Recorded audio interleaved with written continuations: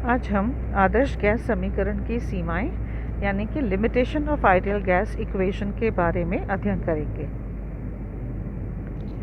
हम जानते हैं कि आदर्श गैस समीकरण होता है PV = nRT। This is ideal gas equation. जो गैसें दाब व ताप के प्रत्येक मान पर इस समीकरण का पूर्ण रूप से पालन करती हैं आदर्श गैसें कहलाती हैं, किंतु वास्तव में कोई भी गैस पूर्ण रूप से आदर्श गैस की भांति व्यवहार नहीं करती है। उदाहरण के लिए यदि हम बॉयल के नियम के अनुसार देखें, यदि स्थिर ताप पर किसी गैस का दाब दुगना कर दिया जाए तो आयतन आधा हो जाना चाहिए, क्योंकि बॉयल नियम के अनुसार हम जानते हैं कि P आयतन के व्युत्क्रमानुपाती होता है। It is inversely proportional. तो यानी अगर जो स्थिर ताप पर हम दाब को दुगना कर दें तो आयतन जो है वो आधा हो जाना चाहिए, और यदि दाब को 4 गुना कर दें तो आयतन 1/4 हो जाना चाहिए, और आयतन घटते घटते एक अवस्था ऐसी आ जानी चाहिए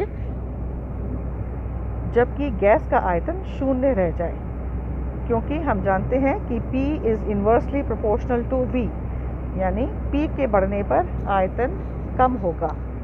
किंतु वास्तव में ऐसा होता नहीं है। होता यह है कि जब गैस का दाब बढ़ाया जाता है तो गैस का आयतन कम हो जाता है, अर्थात इसका घनत्व यानी कि इसकी डेंसिटी बढ़ जाती है।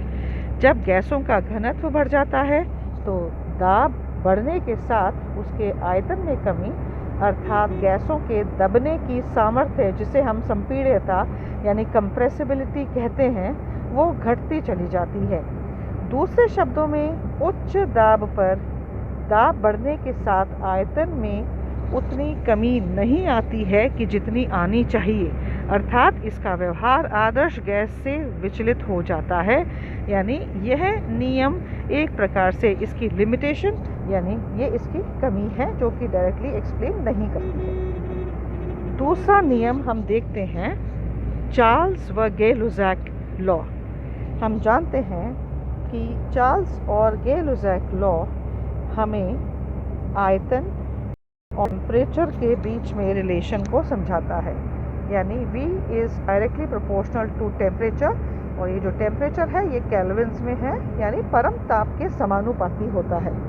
अर्थात ताप जितना बढ़ता जाएगा आयतन भी बढ़ता जाएगा, और ताप में कमी के साथ उसके आयतन में भी कमी आती जाएगी। इस प्रकार एक अवस्था ऐसी आनी चाहिए कि जो गैस का आयतन है वो 0 हो जाना चाहिए, और वो होना चाहिए -273 डिग्री सेल्सियस पर, जो कि मैं पिछले लेक्चर में ग्राफिकली भी आपको बता चुकी हूँ, जबकि वास्तव में ऐसा होना संभव नहीं है। अर्थात चार्ल्स व गे-लुज़ैक लॉ जो है ये भी एक तरीके से पूर्ण रूप से इस कंडीशन में नहीं फॉलो होता है। तो हम ये कह सकते हैं यह आदर्श गैस समीकरण की सीमाएं हैं।